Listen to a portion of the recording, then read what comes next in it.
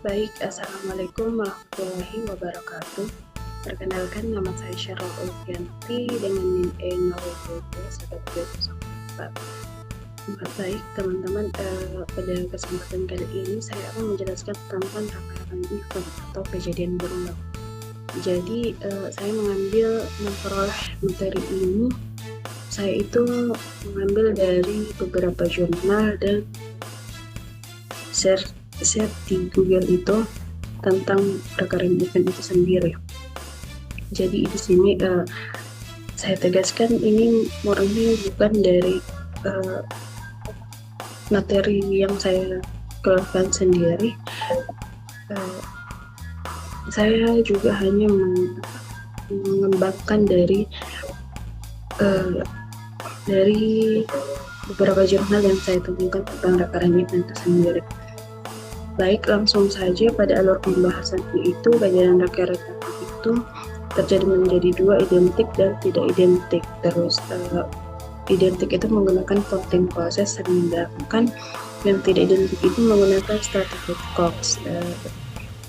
Bisa kita lihat bersama. Saya mendapatkan ini itu dari jurnal Titanurika Giri Mudado dengan mata kuliah itu analisis metode survival.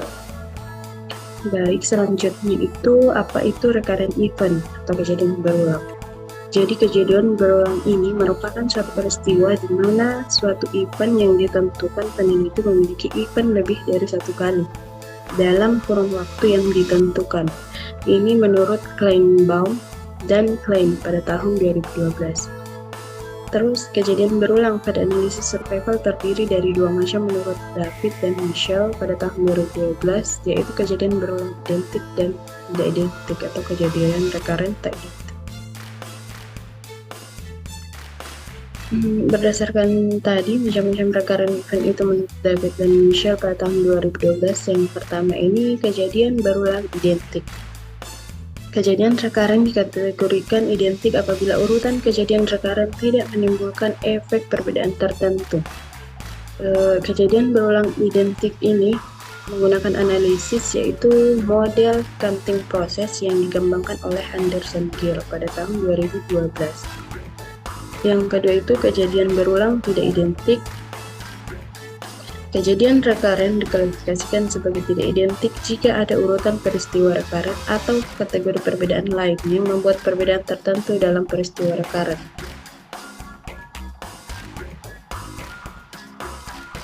Terus analisis yang digunakan dalam recurrent event itu ada dua. Yang pertama itu pendekatan counting process atau CP. Counting process adalah metode yang digunakan dalam menganalisis data kejadian berulang yang identik. Asumsi yang perlu dipenuhi dalam penggunaan counting process itu sendiri yaitu asumsi proportional hazard. Apabila asumsi proportional hazard tidak terpenuhi, maka perhitungan untuk data kejadian berulang harus menggunakan extended Cox. Berikut persamaan yang digunakan dalam counting proses yaitu HT sama dengan H0T, ekspektasi dari sigma I sama dengan 1 sampai P, beta J, XJ. Terus yang kedua itu pendekatan stratified Cox. Jadi pendekatan stratified Cox ini saya dapat dari jurnal untan.ac.id. Ini bisa kita lihat sama-sama link dari materi tentang stratified Cox. Jadi menurut jurnalnya itu apabila kejadian berulang tidak identik, maka analisis yang digunakan memakai pendekatan stratified Cox.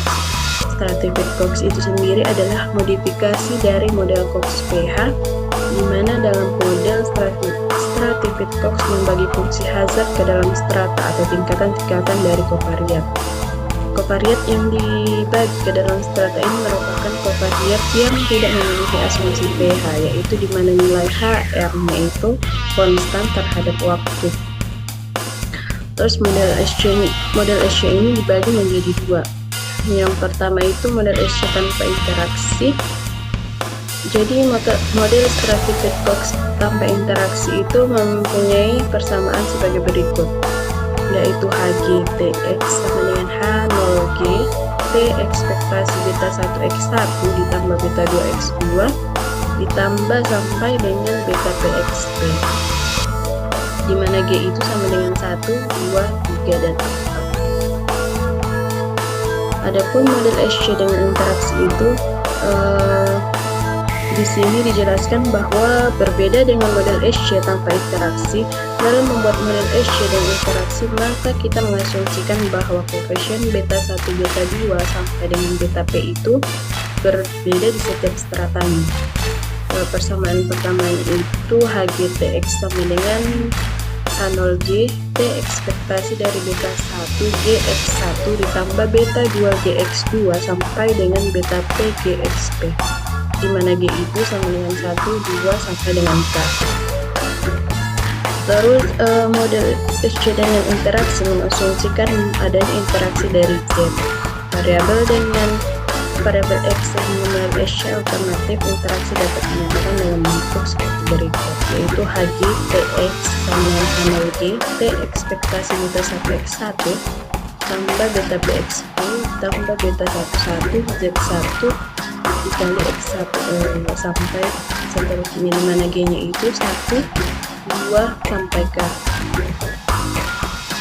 Terus di sini itu kita juga membahas tentang pengujiannya.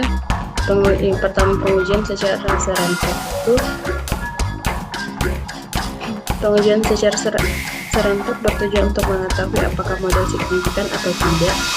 Langkah-langkahnya itu yang pertama, uji hipotesis H0 beta 1 sama dengan beta 2 sampai dengan beta P itu sama dengan 0.